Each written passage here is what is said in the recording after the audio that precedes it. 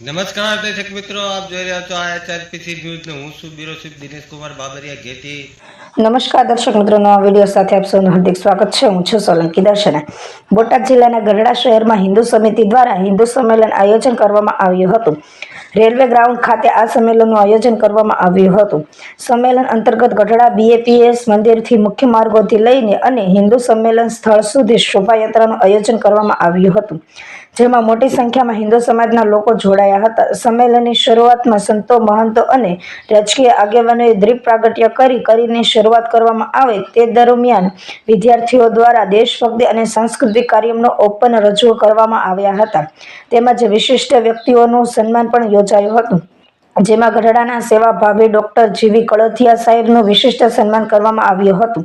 સાથે સાથે જ હિન્દુ સમાજના ગોપીનાથજી દેવ મંદિરના પૂર્વ ચેરમેન SP સ્વામી સહિત સંતો, મહંતો અને સનાતન ધર્મ, ભારતીય સંસ્કૃતિ પરંપરાના ચેતક તથા રક્ષણ અંગબોધન આપ્યું હતું। આગામી દિવસોમાં હિન્દુનું મહાસંમેલન ગઢડામાં યોજાય અને સમગ્ર દેશમાં નોંધ લેવાય એવું એક ફરી વખત સંમેલન થાય તેવું આત્મમિથ્યાન સ્વરૂપ સ્વામી BAPS મંદિર તેમણે જણાવ્યું હતું ને આ સમગ્ર કાર્યક્રમ કિસાન મોરચાના મહામંત્રી બાબુભાઈ જે બોલિયા, જિલ્લા ભાજપના પૂર્વ પ્રમુખ સુરેશભાઈ ગોધાણી, મોસુદાન ડેરીના ચેરમેન ભોળાભાઈ રબારી, બોટાદના જિલ્લા ભાજપ મહામંત્રી જયરાજભાઈ પરગીર, શહેર ભાજપ પ્રમુખ વિક્રમભાઈ બોરીચા, અર્જુનભાઈ રાજ્યગુરુ, મુકેશભાઈ ડાંગર, અમરશીભાઈ માકાણી સહિતના આગેવાનો મોટી સંખ્યામાં ઉપસ્થિત રહ્યા હતા। બ્યુરો ચીફ દિનેશ કુમાર બાબરિયા ઘેટી સાથે રિપોર્ટર જયદેવી મંદિર પાળિયાદ। પરિવર્તનની જે મને પુસ્તક આપ્યું બાપુ, તો હું તમને એક વસ્તુ કહેવા આવ્યો છું। મેં કીધું બોલો કે આના વિશે તમે કથામાં બોલજો। મેં કે તમે તો આજ કહો છો, પણ હું તો 11 વર્ષથી બોલતો આવું છું। યુટ્યુબમાં મારી 155 કથા છે, એમાં એવો એકય ભાગ નહીં હોય કે હું વિશ્વ હિન્દુ પરિષદ વિશે નહીં બોલ્યો હોય, રાષ્ટ્ર વિશે નહીં બોલ્યો હોય। કારણ કે જો આજે આપણે જ વિચારશું કે આ મારું છે તો ક્યારેય વાંધો નથી આવવાનો। આ દેશની સંસ્કૃતિ છે, આ નકશો છે, આ દેશની સંસ્કૃતિ છે। ઓમ છે ભારતનું એક ભવ્ય જાગરણ છે। સંતો કહી ગયા છે કે એકવાર ઓમ નામના શબ્દ ઉપર ભવ્ય જાગરણ થશે, ભગવો લહેરાશે। આ આપણી સંસ્કૃતિ છે સાહેબ। આની ઉપર હાલવું હોય ને ચપ્પલ પહેરીને ન હાલવું પડે, આથી હાલવું હોય આપણો પગ એને ન હાલવો પડે। આની માટે તમે કેટલા બલિદાન દેવાના છે, આની માટે કેટલી શહીદી વરાવણી છે, આના માટે એક એક દીકરાઓએ બોર્ડર ઉપર બલિદાન આપ્યા છે, ત્યારે આ દેશની સંસ્કૃતિ બચી છે। એટલે માત્ર ને માત્ર અહીંથી ગયા પછી જો આપણને આ વસ્તુ સમજાતી હોય તો જૈન આચરણમાં મૂકજો। પંચ પરિવર્તન પર્યાવરણ નિમિત્તે, કારણ કે આ દેશ છે કૃષિ અને ઋષિનો દેશ છે।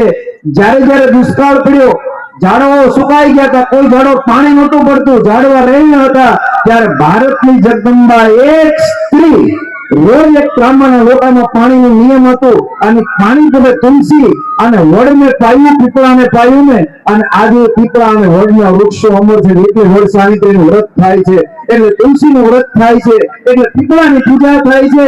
આ દેશની પર્યાવરણ બચાવવા માટેની જરૂર છે। પણ હું તમને ક્યારે કહી શકું, જયારે હું આચરણમાં મૂકતો હોય તો આજ મારા આશ્રમે આવો તો 400 થી 500 વૃક્ષો છે, એક એકનું જતન કરું છું। બધાના આશ્રમમાં વૃક્ષોમાં પાન ખરે છે, પણ આજ મારા વૃક્ષમાં, આજ મારા આશ્રમમાં એક પણ પાન નથી ખરતું। જો આપણે જતન કરશું તો ક્યારે વાંધો આવશે। અર્જુન રાજ્યગુરુ બોટાદ જિલ્લાની અંદર વિશ્વ પ્રસિદ્ધ મંદિરો આવેલા છે, જેમ કે પાળિયાદ હોય, સાળંગપુર હોય અને ગઢડા 2 સ્વામિનારાયણ ધામ જે છે એ બોટાદ જિલ્લાની અંદર આવેલા છે, જેની અંદર મારી અને સમગ્ર જિલ્લાની એવી એક માંગ છે કે આ યાત્રાધામો છે એ યાત્રાધામ વિકાસ બોર્ડની અંદર જો સમાવેશ કરવામાં આવે આ મંદિરોનો, તો જિલ્લાની અંદર વિકાસ પણ થાય અને જિલ્લાને ખૂબ જ સારો ફાયદો થાય। જેમ કે અલગ અલગ વેપારીઓ છે તેને પણ ફાયદો થાય, અને મંદિરો છે તેમાં પણ ભક્તોની જે સંખ્યા આવે અને તેનાથી આ જિલ્લાનો છે એ વિકાસ થાય, તે માટે થઈ અને આખા જિલ્લાની એવી માંગ છે કે યાત્રાધામ વિકાસ બોર્ડની અંદર આ સ્વામિનારાયણ ધામ તેમજ પાળિયાદ અને સાળંગપુર છે એનો સમાવેશ કરવામાં આવે। હાલ અત્યારે માની લો સમાવેશ નથી થયો તો પણ કેટલા શ્રદ્ધાળુઓ આવતા હોય છે જિલ્લામાં? અત્યારે સમાવેશ નથી તો પણ હજારો શ્રદ્ધાળુઓ છે એ આ યાત્રાધામોની અંદર આવતા હોય છે। જેમ કે આડા દિવસે પણ દર્શનનો લાભ લેવા માટે થઈ ગઢડા સ્વામીના ગઢડા શહેરમાં બે સ્વામિનારાયણ ધામના મંદિર આવેલા છે. તો ત્યાં યાત્રાળુઓ બહુ દર્શન કરવા આવતા હોય છે.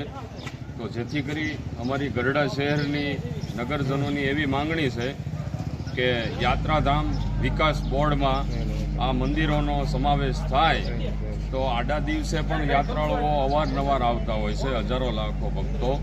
તો યાત્રાધામ વિકાસ બોર્ડમાં જો આ મંદિરોનો સમાવેશ કરવામાં આવે તો ગામનો પણ વિકાસ થાય અને પર્યટન માટે યાત્રાળુઓ બહારથી આની કરતાં વધારે સંખ્યામાં આવે તો ગામને ફાયદો છે અને ધંધાદારીઓને, વેપારીઓને બધાયને ફાયદો છે અને ગામનો વિકાસ વધતો જાય અને મંદિરોમાં જે કાંઈ વધારાને જરૂરી છે એ સુધારા વધારા કરવા પડે એવું પર્યટન માટે વધારે કરી શકે. જો યાત્રાધામ વિકાસ બોર્ડમાં સમાવેશ કરવામાં આવે તો આ બધું શક્ય છે. એટલે અમારી માંગણી એવી છે કે યાત્રાધામ વિકાસ બોર્ડમાં આ સમાવેશ કરવામાં આવે આ બે મંદિરનો. ગરડા વતી અમારી એવી માંગણી છે.